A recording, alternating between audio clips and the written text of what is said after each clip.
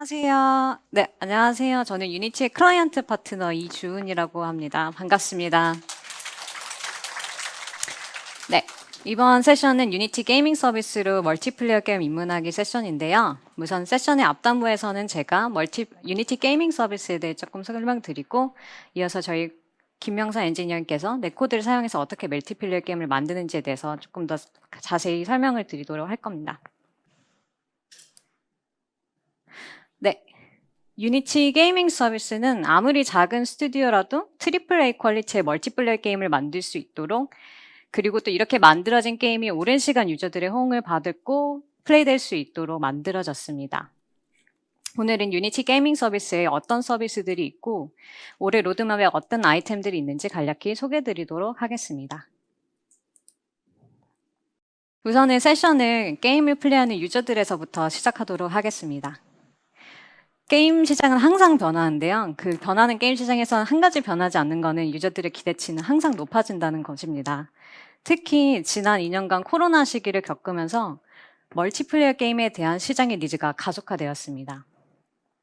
멀티플레이어 게임이 이제는 그 전에 자신을 게이머라 생각하지 않았던 사람들을 포함해서 사람들을 연결해주는 하나의 방법으로 자리 잡으면서 완벽한 멀티플레이어 경험에 대한 사람들의 기대가 높아졌습니다. 언제 어디서든지 자신이 원하는 사람들과 게임을 플레이할 수 있는 크로스 플레이, 크로스 플랫폼 기능, 그리고 서로에게 맞는 유저들을 매칭시켜주는 매치메이킹, 그리고 안정적인 게임 플레이를 제공하는 것이 이제는 게임의 메커니즘과 게임의 컨텐츠만큼 중요해졌습니다. 또한 이제 게임은 출시화되고 끝나는 것이 아니라 새로운 아이템을 넣고 새로운 컨텐츠를 넣고 시즌성 이벤트를 기획하는 등 지속적이고 꾸준한 업데이트를 유저들은 기대하고 있습니다. 이렇게 다양한 유저들의 기대를 만족시키면서 개발 비용을 최소화하기 위해서는 개발 사이클 전체의 올바른 툴과 서비스를 사용해야 하는데요. 개발 과정에서 일어나는 다양한 니즈를 수용시키기 위해서는 여러 업체에서 나오는 서비스를 사용할 수밖에 없게 됩니다. 유니티는 그간 수백 개의 스튜디오들을 만나면서 이렇게 단절된 서비스들을 각각 학습하는 데 굉장히 많은 시간이 소요가 되고, 또한 이런 서비스들을 통합하고 지원하는 전문가를 고용하는데 많은 비용이 든다는 사실을 알게 됐습니다. 또한 각 데이터가 각 서비스마다 분산되어 있기 때문에 일시적인 현상 파악을 넘어서 진정으로 깊게 게임과 유저를 파악하는데 어렵다는 점도 알게 되었습니다. 바로 이러한 점들을 해결하기 위해서 유니티 게이밍 서비스가 시작이 되었습니다. 유니티 게이밍 서비스는 이제부터 제가 줄여서 UGS라고 부를 건데요. 줄여서 UGS라고 부르는 서비스는 게임 개발 전체 라이프 사이클에 필요한 서비스들을 제공합니다. UGS는 게임을 안정적이고 안전하게 호스팅할 수 있게 하는 풀스택 멀티플레이어 솔루션과 클라우드 베이스의 백엔드 서비스, 그리고 유저를 다양하게 각도에서 바라볼 수 있게 하는 강력한 분석 툴, 그리고 수익화 솔루션을 통해 게임을 성장시킵니다.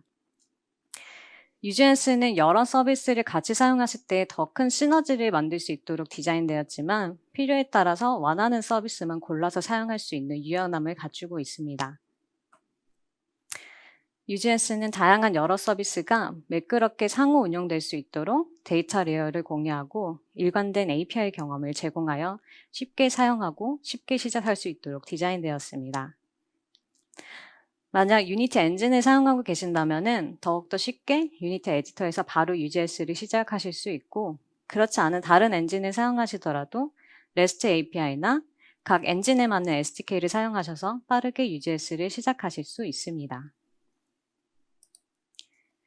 그간 정말 많은 스튜디오들, 메이저 트리플 A 스튜디오부터 갑자기 예상하지 못한 히트작을 내게 된 인디 개발자까지 정말 다양한 스튜디오들을 만나서 이들과 협업하면서 배운 경험과 노하우를 UGS를 만드는데 녹여내었습니다. 이제부터는 유니티 게이밍 서비스에 있는 서비스들에 대해 하나하나 좀 더 설명을 드리도록 하겠습니다. 먼저 멀티플레이어 스위트인데요. UGS의 멀티플레이어 스위트에는 빠르게 멀티플레이어 게임을 구축하고 호스팅하고 확장하는 데 필요한 서비스들을 제공합니다. 유니티의 넷코드를 사용해서 멀티플레이어 프레임워크를 구축할 수 있고 P2P 네트워킹을 제공하는 릴레이 서비스를 사용하거나 데디케이티드 게임 서버를 사용하는 경우 게임 서버 호스팅 멀티플레이를 사용해서 게임을 제약 없이 확장시킬 수 있습니다. 매치메이커를 사용해서 게임에 맞는 로직을 설정하고 여기에 맞는 유저들을 매칭시키고 로비 서비스를 사용해서 유저를 한 그룹에 모읍니다. 이렇게 모인 유저들에게는 보이스와 텍스트 채팅을 제공하여 게임 안에서 커뮤니티를 만들고 성장시킬 수 있도록 돕습니다. 멀티플레이 스위트에서 멀티플레이와 매치메이커 서비스에 대해 조금 더 이어서 설명드리도록 하겠습니다. 멀티플레이는 풀가지의 성공적인 런칭과 유저 성장을 도왔는데요. 멀티플레이는 크게 4가지 특징을 가지고 있는 서비스입니다. 리얼타임 세션 베이스드 게임에 특화되어 있고요. 베어메탈과 클라우드를 사용하는 하이브리드 플랫폼, 멀티클라우드를 사용하는 자동 확장 기능, 그리고 효율적인 서버 관리를 제공합니다. 게임을 처음 런칭할 때는 수요를 예측하기가 어려운데요. 만약에 베어메탈을 사용해서 게임 런칭을 준비하는 경우 비용은 저렴하지만 예상된 수요보다 더 많은 트래픽이 들어왔을 때 대응하기가 어렵고 초기 투자 비용이 들어갔고 서버 운영에 대한 리소스 부담 등 여러 가지 제약을 안고 시작하게 됩니다. 반대로 클라우드를 사용하게 되는 경우 확장은 가능하지만 비용의 부담이 있습니다. 멀티플레이는 베어메탈과 클라우드의 장점만 결합한 하이브리드 형태로 예측되는 일정 트래픽은 베어메탈을 사용해서 먼저 호스팅하여 비용을 절감하고 그 위에 넘치는 트래픽은 클라우드를 사용해서 커버하게 됩니다. 또한 멀티클라우드를 사용하기 때문에 서비스를 제한 없이 확장할 수 있습니다. 멀티클라우드는 의도는 좋지만 구현하기가 굉장히 까다롭고 관리 포인트가 늘어난다는 어려운 점들이 있는데요. 멀티플레이 플랫폼을 사용하게 되는 경우 스케일링 업과 서버 운영은 멀티플레이 팀에서 담당하기 때문에 개발사에서는 게임 개발에만 집중하실 수 있는 장점이 있습니다.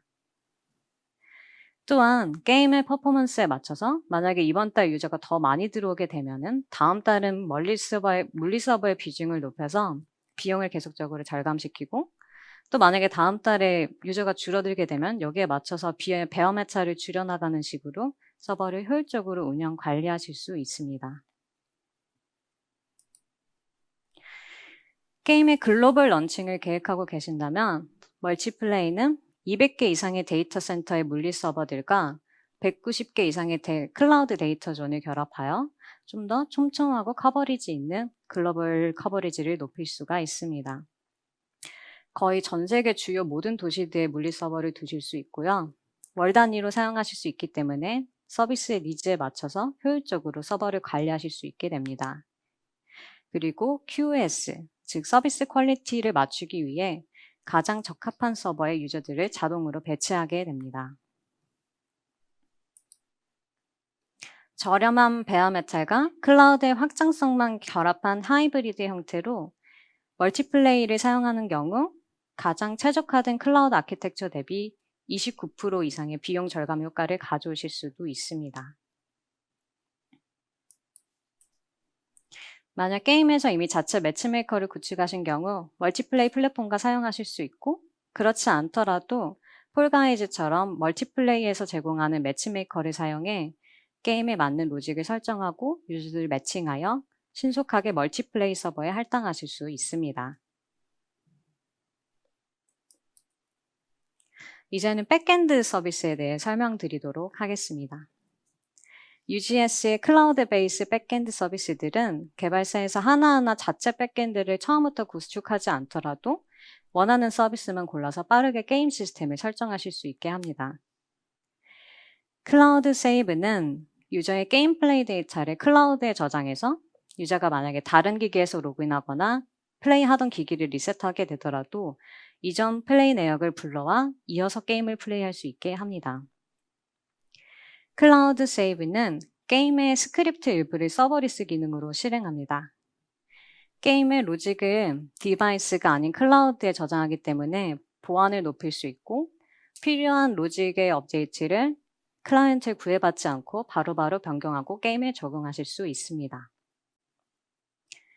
이코노미는 게임의 재화 설정이나 유저의 인벤토리, 통화 전환 등의 경제와 관련된 작업을 UGS에서 제공하는 간소화돈 대시보드를 사용해서 게임 경제를 관리하고 적용할 수 있게 하는 시스템입니다. 역시 클라이언트에 구애받지 않고 앱 업데이트 없이 필요한 게임 경제에 필요한 변경을 바로바로 적용해 볼 수 있는 장점을 가지고 있습니다.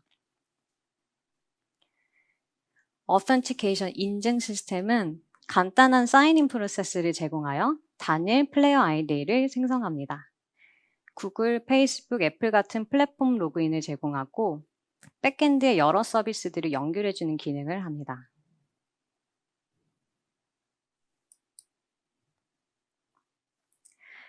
UGS의 애널리틱스 플레이어 참여 스위트에는 게임을 다각도로 분석하고 인사이트를 도출하여 이러한 인사이트를 바로 게임에 적용해 볼 수 있는 서비스들을 제공합니다. 애널리틱스는 게임의 전반적인 퍼포먼스를 파악하는 데 필요한 리포팅 툴과 대시보드를 제공합니다. 이미 애널리틱스 제공하는 프리디파인된 이미 설정된 대시보드를 사용하실 수도 있고 아니면 원하는 데이터를 골라 커스텀 리포트를 사용하셔서 좀 더 심도 있는 데이터 분석을 가능하게 합니다. 애널리틱스의 오디언스 기능을 사용하면은 유저들을 그룹화, 세그먼트하고 또한 특정 커스텀 이벤트를 트래킹하여 조금 더 심도 있게 데이터를 볼 수 있습니다. 새로운 유저들의 구매 패턴은 어떤지, 레벨 10 이상의 유저들의 게임 진행 속도는 어떤지 등은 다양한 시나리오대에 조금 더 심도 있게 데이터를 트래킹할 수가 있습니다. 클라우드 컨텐츠 딜리버리는 또 이름이 길어서 저희가 CCD라고 부르는데요. CCD 서비스는 클라우드 스토리지와 에셋 관리 툴, CDN이 결합된 통합 실시간 에셋 관리 서비스입니다. CCD를 사용하시게 되면은 따로 복잡하게 콘텐츠 배포 백엔드를 구성하시지 않아도 UGS를 통해 간단하게 콘텐츠 파이프라인을 빠르게 구축하실 수가 있습니다. 리모트 컨피그는 게임의 설정 값을 웹 업데이트나 코드 수정 없이 실시간으로 적용할 수 있게 하여 게임의 새로운 컨텐츠나 테스트, 간단한 수정들을 바로 게임에 적용시켜 볼 수 있는 기능을 제공합니다. 리모트 컨피그에 게임 오버라이드 기능이 있는데요. 이 기능을 사용하시게 되면은 특정 지역이나 특정 디바이스, 유저 등을 세분화해서 조금 더 세분화된 A/B 테스팅을 진행을 하실 수가 있습니다.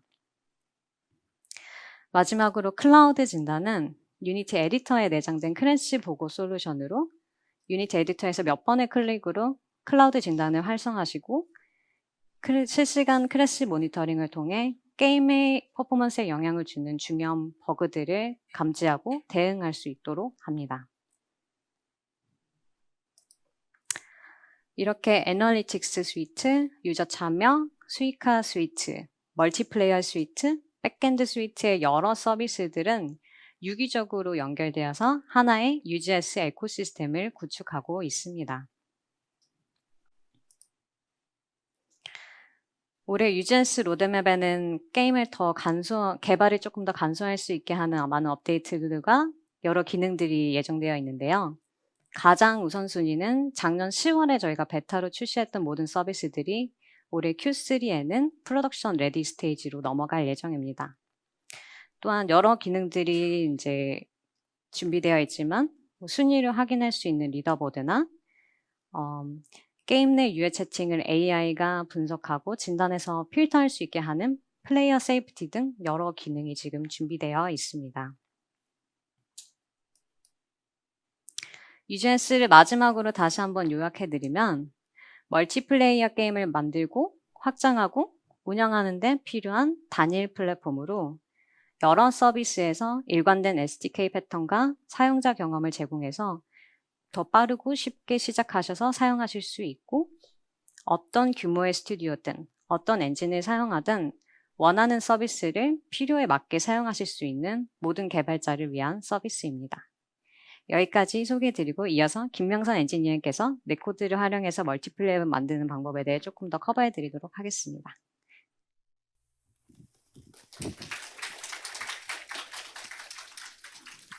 네, 안녕하세요. 소개받은 김명선입니다.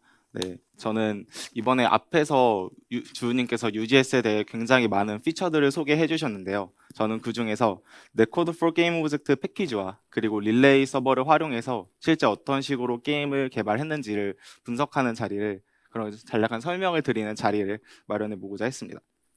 먼저 인사드릴 시간도 부족했기 때문에 한국인이 좋아하는 속도로 개념을 좀 빠르게 짚고 넘어가도록 하겠습니다. 네. 먼저 인터넷에 대해서 조금 더 알 필요가 있는데요. 사실 유저들은 멀티플레이어 게임을 개발할 때 관가할 수 있는 게 이 인터넷의 특징입니다.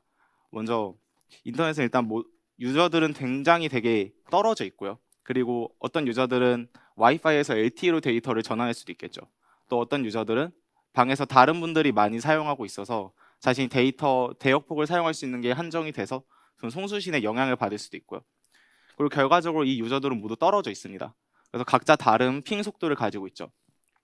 근데 우리가 유튜브 동영상을 보실 땐 최초의 0.1초 또는 1초 딜레이 정도는 솔직히 큰 문제가 없지만 게임에서 0.1초만 돼도 굉장히 큰 문제를 체감을 갖게 되죠. 그리고 여기 상호가 해적 케이블 무는 것처럼 굉장히 예상치 못하는 일들이 발생할 수 있습니다. 그래서 어떻게든 우리의 목표는 이렇게 다양한 환경에 있는 유저들을 같은 환경에 있는 것처럼 최대한 데이터를 동기화해서 전달해 주는 게 목표인데요. 그러기 위해서는 유저들은 같은 곳에 연결이 되어 있어야겠죠. 그래서 사용자들을 연결할 수 있는 첫 번째 구조로 피어 투피어 구조를 볼 수 있습니다. 이 피어 투피어 구조는 줄여서 P2P는 사용자들끼리 직접 연결되는 구조인데요. 좀 보시면 사용자들끼리 전부 다 연결된 디렉트 P2P 구조도 있고, 또 한 명의 클라이언트가 방장 역할을 하는, 즉 서버 역할을 하는 호스트 구조도 있습니다. 그래서 둘 다 어쨌거나 사용자들끼리 커뮤니케이션을 하지만 이 아키텍처는 생각보다 많은 곳에 쓰입니다. 여러분들이 스타크래프트나 아니면 굉장히 많은 격투 게임에서 실제로 P2P 아키텍처를 많이 사용하고 있는데요. 실제 오른쪽으로 보시는 이 샘플 프로젝트, 보스룸 프로젝트에서도 클라이언트 서버 호스트 구조의 네트워크 P2P 구조를 활용해서 게임을 개발하고 있습니다. 그리고 이렇게 사용자들 연결하는 방식은 알아봤는데, 그럼 실제로 어떻게 데이터를 송수신하는지도 한번 알아봐야겠죠. 그래서 가장 크게 두 가지 연결 방식을 살펴볼 수 있습니다. 첫 번째는 소켓 연결 방식인데요. 소켓 연결 방식은 서로 다른 사용자끼리 데이터를 실시간으로 양방향으로 주고받습니다. 그래서 게임이나 스트리밍 또는 실시간 채팅처럼 자주 데이터를 주고받는 환경에 유리하죠. 반면에 HTTP 통신 같은 경우는 클라이언트가 서버에 요청하면 서버가 응답을 받고 연결을 종료하는 방식의 단방향 커뮤니케이션입니다. 그러다 보니 여러분들이 이제 웹 브라우저로 어떤 홈페이지에 들어가셨을 때 새로 고침하기 전까지는 다시 데이터를 받지 않죠. 즉 필요할 때만 데이터를 전달받을 수 있죠. 이런 특징 덕분에 다양한 제너럴 그런 시나리오에서도 많이 사용할 수 있는 게 HTTP 연결 방식인데요. 그런 게임에서는 한 가지만 사용하냐? 그렇지 않습니다. 여러분들이 데이터를 동기화할 때는 소켓 연결 방식으로 사용하시다가 이제 전체적으로 결과를 서버에 업데이트한다. 그럴 때는 HTTP 연결 방식을 함께 사용하실 수도 있어요. 그래서 한 가지 방식만 사용하지 않고 다 각가지 골고루 사용이 되는데, 여기 보시면 이렇게 포인터가 잘 안 되네. 그 TCP와 UDP 같은 글자가 있습니다. 이 글자가 의미하는 것들은 처음에 낯설 수 있는데요. 이들의 목표는 전송을 도와주는 프로토콜입니다. 말이 좀 어려운데 간단하게 택배를 생각하시면 돼요. 여러분들이 어떤 깨지기 쉬운 유리잔을 다른 사람한테 보내고 싶어요, 택배로. 그러면 먼저 내부로 보호할 수 있게 에어 포장을 해주겠죠. 그리고 외부 충격도 보호할 수 있도록 박스로 포장도 해주겠죠. 그리고 받아보는 입장에서는 박스를 먼저 해체하고 또 에어 포장을 해체하겠죠. 이런 식으로 실제 네트워크 통신에서도 데이터를 전달할 때 여러 가지 레이어로 포장을 합니다. 그래서 각각의, 아까 에어 포장이 내부 충격을 보호하고 또 박스가 외부 충격을 보호하는 것처럼 각각의 레이어들이 존재하는데 역할을 담당하고요. 그중 트랜스포트 레이어는 데이터의 송신을 어플리케이션 응용들끼리 데이터를 성공적으로 전달할 수 있도록 도와주는 역할을 해줍니다. 그리고 우리가 익숙한 HTTP 프로토콜의 정체는 사실 이 두 개를 위에다가 한 가지 더 포장을 쌓은 거예요. 그래서 이 프로토콜을 통해서 추가적으로 HTTP는 TCP도 사용하고 IP도 사용하는 그런 원리인 거죠. 그럼 다시 TCP, UDP 얘기로 돌아와서 이 둘의 특징을 먼저 알아볼 필요가 있습니다. 서로 굉장히 상이한 특징을 갖고 있는데요. 첫 번째로 TCP는 일단 굉장히 계획적인 친구입니다. 그래서 여러분들이 예를 들어 다른 곳으로 서울에서 부산으로 짐을 먼저 보내고 싶어요. 자신의 짐을 여러 개 보내고 싶은데 TCP는 굉장히 극단적인 제의라고 보시면 됩니다. 그래서 미리 정말 정확한 교통 경로를 다 파악해 놓고요. 즉 연결을 수립해 놓고요. 그리고 그 곳으로 보내기 전에 짐들을 여러 가지로 쪼개서 하나의 스트림으로 구성합니다. 그리고 그 짐들마다도 또 여러 가지 도난 방지나 이런 것들을 위해서 뭔가 보험 장치들을 붙여놔요. 그렇게 해서 전달하기 때문에 신뢰성은 굉장히 높겠죠. 대신에 준비하는 과정이 길기 때문에 전달하는 속도가 상대적으로 느립니다. 반면에 UDP 프로토콜 같은 경우는 극단적인 P라고 보시면 되는데 일단 짐을 그냥 보내요. 목적지만 알고 보내는데 각각 다른 경로로 보내고 또 따로 이렇게 교통 경로를 사전에 알아보지도 않습니다. 교통편도 알아보지 않아요. 대신 그렇기 때문에 도중에 소실될 수도 있겠죠. 또 어떤 거는 늦게 보낸 게 먼저 도착할 수도 있겠죠. 그 대신에 이렇게 다양한 사전 준비가 필요 없기 때문에 빠르게 보낼 수 있다는 장점이 있습니다. 그래서 TCP 프로토콜 같은 경우는 이메일이나 웹, 그런 파일 전송 같은 데 실제로 많이 사용되고 있고 UDP 프로토콜 같은 경우는 실시간으로 데이터를 빠르게 보내야 되는 스트리밍 같은 곳에 많이 사용이 되겠죠. 그래서 여러분들이 게임에서 이렇게 프로토콜을 활용해서 소켓 연결을 로우 레벨로 구현하실 수 있지만 사실 이 두 개로 직접 구현하시기에는 조금 아쉬움이 있을 겁니다. 왜냐하면 TCP는 신뢰성은 좋은데 느리죠. UDP는 신뢰성은 또 너무 떨어지죠. 빠른 대신에. 하지만 우리는 게임을 실시간으로 빠르게 통신해야 되는데 그럼 어떻게 사용할 수 있을까? 그럴 때 여러분들이 사용하실 수 있는 게 이 유니티 트랜스포트 패키지입니다. 유니티 트랜스포트 패키지에서는 기본적으로 UDP 소켓 연결 방식을 사용하고 있고요. 그리고 거기에 추가적으로 아까 HTTP처럼 레이어를 여러 개 쌓았듯이 이런 전송을 보장하는 릴리어비티, 그 다음에 순서를 보장하는 올더링, 그 다음에 데이터가 너무 클 경우에 쪼개서 보낼 수 있는 프래그멘테이션 같은 다양한 기능들을 제공하고 있습니다. 이 모두를 사용하실 수도 있고요. 선택적으로 한 가지만 쓰실 수도 있고 아무것도 안 쓰실 수도 있습니다. 그냥 정말 로우 레벨로 구현하실 수 있고 이 예전에는 유넷의 로우 레벨 API가 있었어요. 근데 2022 버전부터는 유니티 트랜스포트 패키지가 기본으로 내장으로 탑재될 예정입니다. 그리고 실제로 레코드 포 게임 오브젝트 패키지에서는 유넷으로도 구현을 해놨지만 이 유니티 트랜스포트를 사용해서 이 패키지를 사용해서 또 트랜스포트를 구현을 해놨어요. 이후에 슬라이드에서 이건 확인해 보실 수 있습니다. 그래서 다시 네트워크 아키텍처로 돌아와서 연결 방식을 살펴봤으니 이제 구조를 다시 한번 볼 필요가 있겠죠. 이 디렉트 P2P 구조와 클라이언트 서버 호스트 구조 간의 차이를 먼저 알아볼 필요가 있는데요. P2P 구조에서는 일단 디렉트 P2P 구조에서는 플레이어들이 서로 연결이 되어 있습니다. 그래서 플레이어가 예를 들어 바다 건너 있다고 해볼게요. 그러면 나랑 다른 친구들은 모두 짧게 통신하는데 이 바다 건너인 친구들은 혼자 모든 사람에게 연결하려면 다 오래 걸리겠죠. 그래서 플레이어별로 다른 속도를 체감하게 됩니다. 대신에 상호 검증할 수 있다는 장점은 생겨요. 그리고 상대적으로 네트워크 통신량이 많아지겠죠. 그렇기 때문에 상대적인 소규모를 지원할 수 있게 되고 클라이언트 서버 호스트 구조는 우리가 방장이라 불리는 아이한테만 연결을 할 필요가 있기 때문에 네트워크 통신량은 상대적으로 적지만 그리고 또 비교적 균일한 속도도 받을 수 있지만 그에 반해서 호스트는 자신의 로직을 직접 처리하면 되기 때문에 레이턴시 측면에서 굉장한 큰 이점이 있습니다. 그래서 서로 다른 장단점이 또 뚜렷하죠. 그리고 이 둘은 사실 결정적인 단점이 있는데 사용자들이 직접 자신의 IP를 알아야 된다는 노출이 된다는 단점과 함께 방화벽이나 IP 정책 그리고 공유기 같은 걸 사용하시면 사설 IP가 있어서 서로의 진짜 IP를 몰라서 소통이 불가능하는 애초에 연결이 불가능하는 경우도 발생합니다. 이럴 때는 홀펀칭 같은 다른 테크닉을 또 사용해 줘야 되는데요.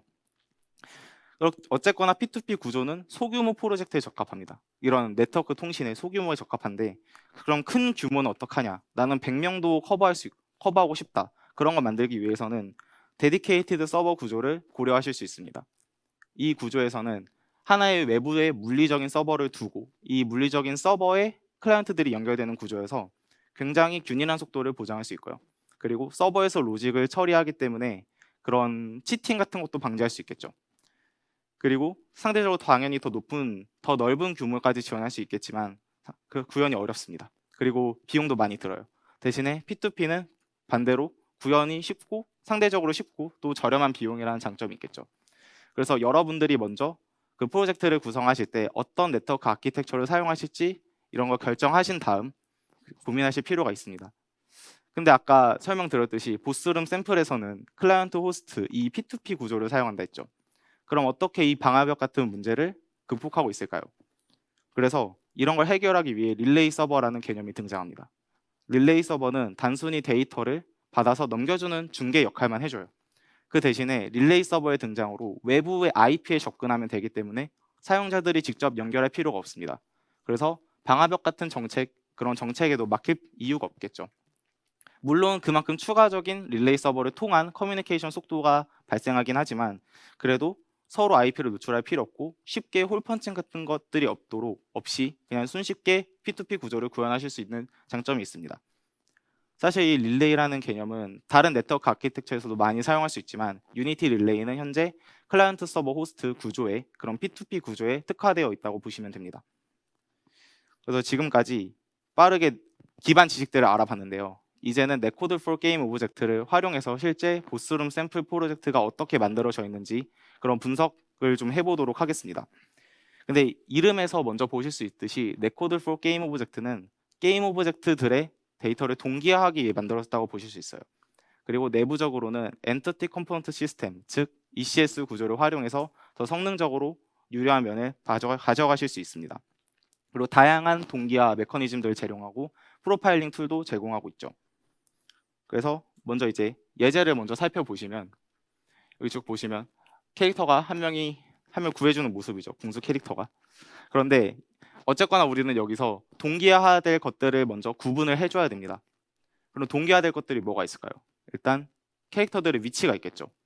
그리고 캐릭터들 애니메이션도 있겠죠. 스킬 같은 것도 있겠죠. 그런데 맵에 배치된 그런 지형 지물이나 횃불 같은 것들은 굳이 동기화할 필요가 없겠죠. 이렇게 동기화할 것들을 정하고 한 가지 빼먹었는데 여기 보시면 항아리가 있죠. 이 보스룸 샘플에서는 항아리도 동기화 오브젝트에 포함됩니다. 유저가 도중에 부술 수가 있어요. 그래서 어쨌거나 동기화될 오브젝트와 동기화되지 않은 것들 여러분들 프로젝트에 맞춰서 상황에 맞춰서 고려하신 다음에 판단하시고 내가 이것을 동기화를 해야겠다 하시면 네트워크 오브젝트 컴포넌트를 가장 최상단에 붙여주시면 됩니다. 이렇게 네트워크 오브젝트가 붙은 게임 오브젝트, 프리팹들은 스폰 시에 모든 클라이언트들에게 복제가 돼요. 그래서 예를 들어 플레이어가 현재 2명인데 한 명이 새로 들어왔어요. 그러면 이 플레이어에 해당하는 캐릭터들은 모든 클라이언트들에게 똑같이 생성을 해줘야겠죠. 그런 식으로 모든 클라이언트에 복제가 되고 고유의 아이디를 할당받게 됩니다. 그리고 내가 들어갔을 때 내 캐릭터들은 내가 조작하는 거죠. 그래서 이건 특정 클라이언트가 소유하는 개념도 있고요. 그리고 모든 네트워크 비헤이비어들을 관리하는데 네트워크 비헤이비어는 이런 레코드 for 게임 오브젝트에서 제공하는 네트워크 베리어블이나 리모트 콜 프로시저 같은 기능들을 사용할 수 있는 클래스입니다. 그래서 클래스 A처럼 실제 이 네트워크 비헤이비어를 상속하셔서 그런 클래스에서 진짜 활용하실 수 있는 거죠. 그리고 오른쪽에 보시다시피 실제 그런 보스룸 샘플 프로젝트를 보셔도 캐릭터들이나 다른 것들도 다 이렇게 가장 루트에 네트워크 오브젝트가 붙어 있고 그를 포함해서 자식들의 이렇게 네트워크 비헤이비어들도 붙어 있는 것을 확인할 수 있습니다. 그리고 이렇게 동기화 오브젝트들은 네트워크 매니저에 등록이 돼서 동기화가 진행되게 됩니다.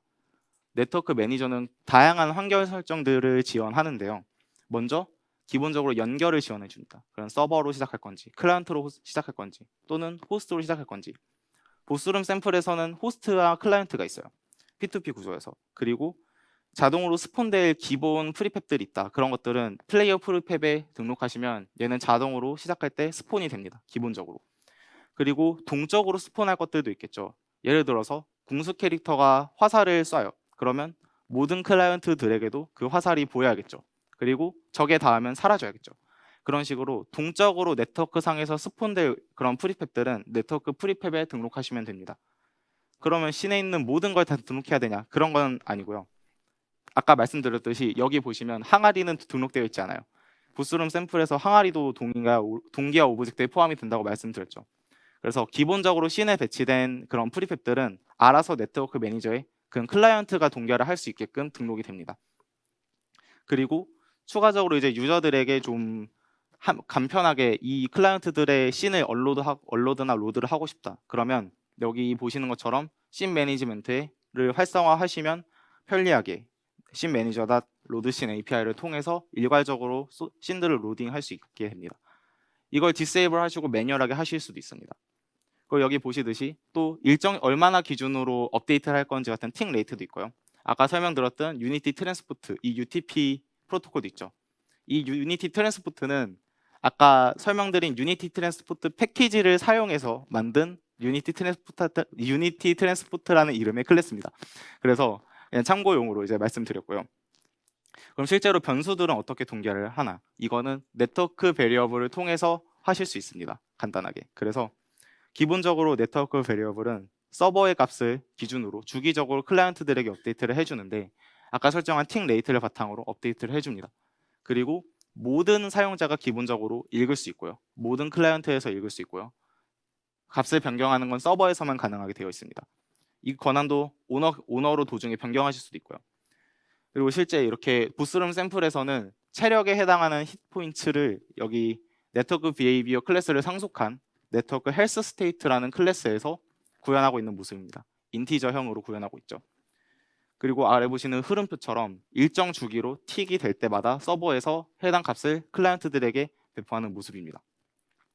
그리고 일회성으로 이벤트를 전달할 필요도 있겠죠. 예를 들어서 클라이언트가 스킬 사용을 요청했을 때 서버에서 스킬을 이제 사용하는 로직을 실행하는 그런 개념도 있겠죠. 그럴 때는 리모트 프로시저 콜을 사용하실 수 있습니다. 이 줄여서 RPC라고 부를 이 시스템은 간단하게 로컬 컴퓨터에서 로컬 함수를 호출하듯이 외부에 있는 컴퓨터에 해당 함수를 호출할 수 있게 해줘요. 그래서 여러분들의 멀티플레이어 프로그래밍을 굉장히 많이 도와주는 기능이라 할 수 있는데요. 크게 두 가지가 있습니다. 클라이언트 RPC와 서버 RPC. 클라이언트 RPC는 먼저 서버에서 호출을 하고요. 클라이언트들에서 실행을 합니다. 반대로 클라이언트 RPC, 서버 RPC는 클라이언트에서 호출을 요청하고 서버에서 이를 실행을 해주게 되는 거죠. 그래서 간단하게 실제 보스룸에서 예를 들어보면 그 서버 RPC의 경우 캐릭터가 스킬을 사용했을 때 그런 큐에 등록돼서 서버에 전달이 됩니다. 서버 RPC로. 그러면 서버에서는 그 스킬을 이제 사용한 것이 되겠죠. 그리고 클라이언트 RPC 그리고 이 둘을 어쨌거나 사용하기 위해서는 둘 다 애트리뷰트를 붙여주셔야 되고 전미사 마지막에 클라이언트 RPC나 서버 RPC를 붙여주셔야 시스템에 등록돼서 사용하실 수 있습니다. 그리고 트랜스폼이나 애니메이터, 리지드 바디 같은 경우는 별도의 더 추가적으로 손쉽게 관리하실 수 있도록 네트워크 트랜스폼이나 네트워크 애니메이터 같은 컴포넌트를 제공하고 있는데요. 네트워크 트랜스폼은 서버 기준의 값으로 네트워크 베리어블을 내부적으로 사용해서 동결을 해주고 있고요. 애니메이터 컴포넌트 또한 애니메이터 스테이트나 파라미터들을 서버 기준으로 동결을 해줍니다. 리지드 바디는 간단하게 그냥 서버를 제외한 클라이언트들의 옵션을 키네마틱으로 변경해서 위치가 더 이상 변하지 않게 해주고요. 그리고 위치 동기화는 네트워크 트랜스폼으로 이루어지게 되어 있습니다. 그리고 이제 간과할 수 있는 개념이 직렬합니다. 여러분들이 데이터 저장을 구현하셨으면 익숙하실 이 시리얼라이제이션 개념은 네트워크로 통신할 때도 당연히 필요한데요. 기본적으로 int, float 같은 C# 자료형들이나 벡터 같은 유니티 자료형, 그리고 enum 타입, array 타입 대부분 다 지원하지만 여러분들의 커스텀한 자료형을 하고 싶을 때도 있겠죠. 그때는 I 네트워크 시리얼라이저블 인터페이스를 상속하셔서 구현하시면 여러분만의 자료형을 RPC 같은 곳에서 매개 변수를 전달하실 수 있습니다. 그리고 네트워크 오브젝트나 네트워크 비헤이비어 자체를 전달하고 싶으실 경우는 이 둘은 기본적으로 직렬화가 되지 않기 때문에 레퍼런스를 대신 전달할 수 있습니다. 그래서 지금까지 네코드 for 게임 오브젝트에서 설명을 드렸는데요. 이제 마지막으로 릴레이 서버를 어떤 식으로 실제 연결할 수 있는지 간략하게만 보여드리고 마치겠습니다. 릴레이 서버는 유니티 대시보드 홈페이지 들어가셔서 멀티플레이어 섹션에 가시면 이렇게 릴레이 서버를 활용할 수 있는 절차가 나와 있어요. 그래서 필요한 서비스들을 골라서 코드 스니펫을 생성하시면 여기처럼 SDK 코드 스니펫이 나오는데 JSON 형태로 나오게 됩니다. 그럼 사실 이 SDK는 사실상 패키지예요. 그래서 이 코드를 복사하셔서 여러분 프로젝트에 패키지 폴더 가셔서 manifest.json 파일에 붙여넣기 하시면 알아서 유니티에서 필요한 패키지들을 설치하게 됩니다. 그리고 이렇게 설정이 모두 완료됐을 때 실제 이렇게 얼로케이션을 하고 set host 릴레이 데이터나 set client 릴레이 데이터와 같은 API를 통해서 유니티 릴레이 서버를 접속하실 수 있습니다.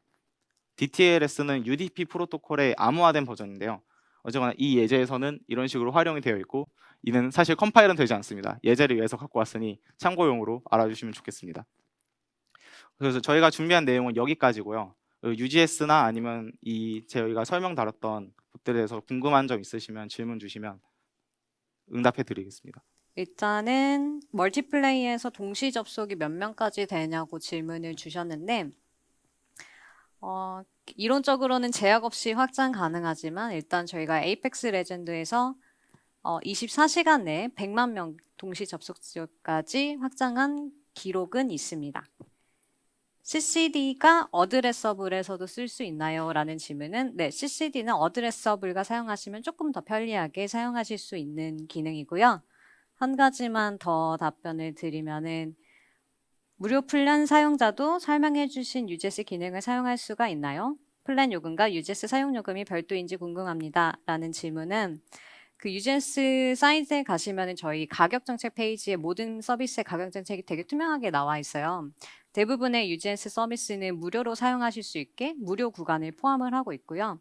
이렇게 이제 사용해 보시다가 서비스가 실제 게임이 유저가 많이 들어와서 확장하시게 되면은 이제 저희 그 프라이싱 폴리시 정책에 따라서 그때부터 이제 요금이 발생되는 구조입니다. 네. 김병수님이. 저희가 들어온 질문을 읽어드릴 텐데 네트워크 프리팹에 등록된 화살과 같이 동적으로 많은 양의 동기화가 필요한 프리팹들은 오브젝트 풀링을 같이 지원하나요? 라는 해주셨는데 기본적으로 현재 네트워크 오브젝트 풀링을 따로 공식적으로 지원하지 않고요. 대신에 보스룸 샘플을 보시면 오브젝트 풀링을 사용하고 있는 예제가 있습니다. 그래서 해당 코드를 참고하셔서 실제 오브젝트 풀링에 적용하셔도 될 것 같습니다. 네, 그리고 내 코드는 포톤 엔진과 어떤 차이점이 있냐고 말씀해 주셨는데 사실 굉장히 다르다고 볼 수 있습니다. 포톤 엔진은 먼저 되게 다양한 서비스도 제공하고 API들도 많이 제공하고 있죠. 반면에 내 코드는 일단 간단하게 설명하면 미들웨어라 보시면 됩니다. 그래서 그냥 간단 API들을 제공하고 있고 포톤 엔진과는 사실 비교할 수 없는 영역이라고 보시면 될 것 같습니다. 네. 서로 다른 그런 거기 때문에 딱 이거는 좀 말씀드리기 어려울 것 같아요. 추가로 또 이제 질문 있으시면. 세 가지가 있는데요. 첫 네네. 번째로 이제 포톤이랑 비교했을 때 좀 다르다고 하셨는데 그 포톤에 있는 퓨전이라고 좀 빠른 게 있거든요. 근데 그거랑 비교했을 때 좀 성능 차이가 좀 어떻게 되는지 궁금하고요. 네네. 네.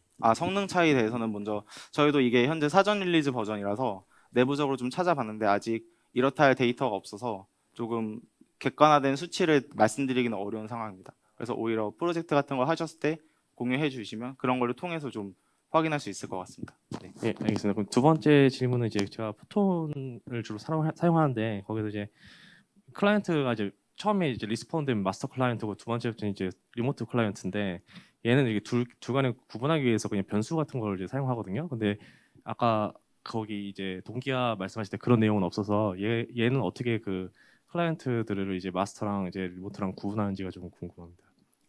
다시 한번 제가 아까 중간에 놓쳐서 그러니까 죄송합니다. 리스폰 하면은 이제 네. 플레이어가 여러 개가 있을 거 아니에요. 네네 맞습니다. 리스폰이 만약에 카메라랑 인풋 데이터를 받는 게 있으면은 그쪽에 이제 제거 들어와서 이제 꺼줘야 되는데 네네. 그 둘 간에 이제 그 구분하는 게 혹시 어떻게 하는지 좀 궁금합니다. 그 점에 대해서는 저도 아직 이 샘플을 완벽하게 코드는 많이 봤지만 그런 예제는 아직 없었어서 어떻게 핸들링 할지는 사실 저도 로드맵을 좀 확인을 해봐야 될 것 같습니다. 그래서 현재 좀 담당 팀과 좀 연락해서 말씀을 드릴 수 있도록 하겠습니다. 예, 알겠습니다. 그리고 마지막 질문인데요. 그다음에 그 지연 보상 같은 게 뭐 예를 끊기거나 네네. 뭐 좀 속도가 느려질 때는 이제 지연 보상이나 아니면 그 뭐 보관법을 이용해 가지고 뭐 이렇게 네네. 하는데 혹시 그런 기능들이 좀 추가로 이제 구현되어 있는 게 있는지 좀 궁금합니다. 네. 네트워크 트랜스포 같은 경우는 기본적으로 보관을 다 하고 있습니다. 그래서 그 현재 클라이언트 위치에 대해서 알아서 이제 네트워크 서버에서 전달된 값으로 보관을 해서 좀 이렇게 될 수 있도록 하고 있고요. 네, 그 정도만 일단 말씀드릴 수 있을 것 같습니다. 네, 예, 알겠습니다. 감사합니다. 네, 감사합니다. 네, 이후에도 저희가 그 엑스큐터 엑스퍼트 부스에 있을 예정이니까 혹시 궁금하신 점 있으시면 부스에 찾아오셔서 물어봐 주시면 감사하겠습니다. 감사합니다. 네, 네. 감사합니다.